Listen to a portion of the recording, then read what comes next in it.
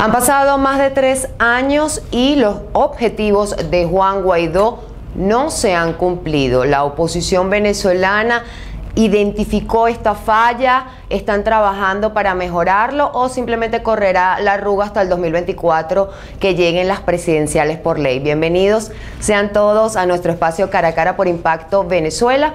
Nuestro invitado del día es Andrés Velázquez, líder nacional de la Causa R y un dirigente que está acompañando a Juan Guaidó como parte de los opositores, pues, que lo están apoyando todavía. Gracias por aceptar la entrevista, Andrés. Vale. No hay objetivos, no se han cumplido. ¿Cómo está el panorama para la oposición hoy en día? Bueno, el objetivo es claro, preciso. Ese está muy claro. El objetivo es el desplazamiento de la dictadura que usurpa el poder hoy día en Venezuela. Y eso para nosotros es un propósito y es un objetivo absolutamente claro. Que no se haya logrado es otra cosa, porque efectivamente no estamos solos en el terreno. La dictadura juega también, y en ese aspecto, bueno, con toda la ventaja que presupone tener el control interno. ¿Cuál es la falla? ¿Cuál es la falla? ¿La identificaron? No, la falla no es, en este caso, atinente solo a los errores que pueda cometer la oposición o que pueda haber cometido, que efectivamente los ha cometido.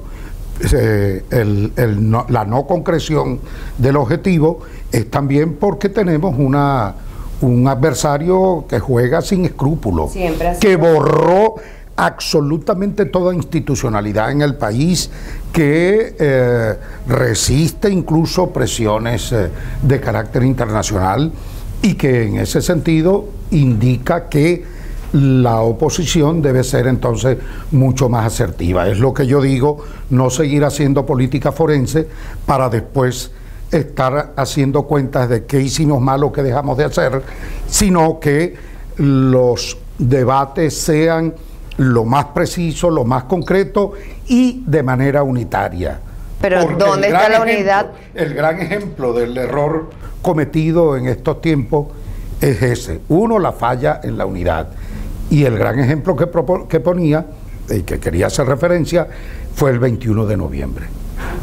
Que evidentemente no ponerse de acuerdo a tiempo, no dar un debate de los pros, los contras de eso, lo bueno o lo malo que podía ser para el desplazamiento del régimen, bueno, nos llevó a esa cómica que se puso el pasado 21. Pero políticamente, ¿quién apoya a Juan Guaidó? Porque si nos vamos a las imágenes, cada vez que hay una rueda de prensa sale con Delsa Solórzano al lado, contigo al lado y con pocos dirigentes. Entonces, ¿dónde está el grueso de la oposición? ¿Dónde está el G4? ¿Dónde están todas esas figuras que hace 3 años lo apoyaban, incluso lo acompañaron en toda esta travesía de lo que llaman el gobierno de interinato?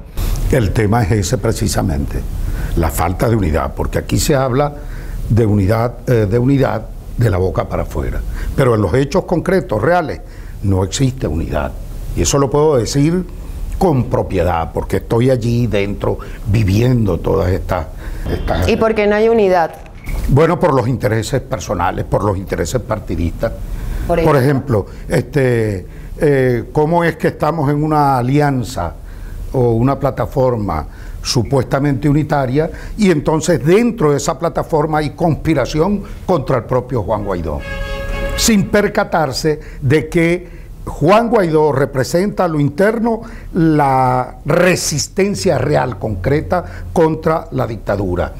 Y no porque tenga el control interno o quizás no por la gran aceptación que pueda significar su liderazgo en este momento, porque evidentemente también allí hay que estar claro, esto se ha venido reduciendo poco a poco, pero de manera concreta representa en lo internacional, que no podemos dejar de ponderar como algo importante, significativo, fuerte para esta lucha, que no la podemos dar solo, efectivamente, bueno, tiene un reconocimiento que es, diría yo, imposible negarlo. Y entonces, ¿cómo es si la comunidad internacional tiene esa comprensión con esta lucha que estamos dando dentro contra esta tiranía, cómo es que dentro quienes supuestamente estamos en esta coalición no lo entienden, y cada vez que se ha ido a darle continuidad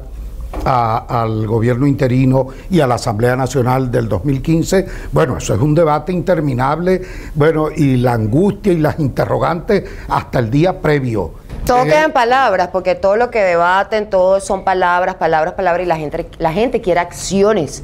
¿Qué acciones hay en este momento, más allá de estar llamando a primarias internas en los partidos, a definir un candidato unitario para las presidenciales? ¿Qué acciones concretas hay en este momento de la oposición venezolana o del sector de Juan Guaidó para llegar a una transición política? Porque en Venezuela hay una transición económica en este momento, pero más no política. Yo incluso negaría lo de la transición económica. Hay quienes dicen que Venezuela se está arreglando. Esto es imposible no decirlo. Arreglando, pero sí hay un proceso. Incluso porque para mí el problema no son los nichos o las burbujas de bodegones o que el régimen entregó el Sambil de la Candelaria, lo devolvió. No, no. Para mí las cosas son concretas. Yo todo lo pongo en una balanza en relación a la realidad social del pueblo venezolano. ¿Qué está viviendo el pueblo? Y comencemos con los pensionados y jubilados, con unas pensiones miserables, con los trabajadores con salarios de hambre. Si yo tuviera que calificar a lo largo del tiempo quién ha sido el peor enemigo que han tenido los trabajadores, efectivamente, sin dudar, diría que Nicolás Maduro y su pandilla, los que usurpan el poder hoy día. Entonces, el tema del hambre, el tema de la desnutrición infantil, el tema del desempleo, el tema institucional que desapareció en Venezuela, no hay instituciones, el tema de los servicios públicos, no hay luz, no hay agua, no hay empleo, no hay nada, lo que hay es hambre y lo que hay es abuso de poder, delitos de lesa humanidad y violación de derechos humanos de manera permanente, casi 300 presos políticos. Eso no me indica a mí que el país pueda estar mejorando ni económica, ni social, ni política, ni institucional. ¿Qué se está haciendo entonces? ¿Qué acciones hay? En ese sentido, yo creo que aquí hay una política que además va a fortalecer el tema de la unidad, de verdad, porque frente a 20, 30 o 40 candidatos, porque aquí hay más candidatos que gente en Venezuela, entonces me refiero a candidatos presidenciales y candidatos para tirar para arriba para todo. Bueno, yo creo que aquí lo que en lucha por una elección presidencial justa, libre, verificable, lo antes posible, bueno, ¿qué cosa puede presentarle o generar, estimular el interés del pueblo venezolano? Partiendo de que, si es verdad lo que dicen las encuestas, el 80% de los venezolanos quiere un cambio político y el 87% de los venezolanos rechaza a Nicolás Maduro. Bueno, entonces, si nos referimos a ese cambio político, a ese cambio de régimen que tenemos hoy día, a sacar a Nicolás Maduro, lo más importante entonces, como política, diría yo, y eso hay que ponerle duro el pie, duro el acelerador, es una elección primaria de candidato presidencial. Eso fortalece la unidad, presiona hacia la elección presidencial, porque aquí no está garantizado ni siquiera una elección el año 2024. Aquí a Maduro se le ocurrió adelantar, como la vez anterior, el proceso electoral, y también se le pudiera antojar darle larga al que viene. Con tiranías y con dictaduras que no tienen reglas de juego democrático y donde pisotean y patean la Constitución permanentemente, no hay que confiarse ni hay reglas que se respeten. Entonces tenemos que pelear eso y acompañar, en medio de esa necesidad de resolver esas situaciones, tenemos que acompañar al pueblo venezolano, acompañarlo en su pelea, en su lucha, porque aquellos que quieren decir que el pueblo se rindió, eso no es verdad. Yo que ando recorriendo el país y acompaño a Juan Guaidó y ando solo también con Alfredo Ramos, con compañeros de la Causa R, bueno, te puedo decir y afirmar que el pueblo venezolano quiere un cambio, no se ha rendido, solo que tiene reservas, tiene dudas y no tiene confianza en el liderazgo político actual. Ese es el problema. Usted mencionaba algo sobre los derechos humanos y precisamente reciente, Karim Khan, el fiscal de la Corte Penal Internacional, se reunió con Nicolás Maduro y tenía días en Venezuela, iba a abrir una oficina en Caracas. La sociedad civil no estaba enterada, las ONG de derechos humanos no estaban enterados de esto.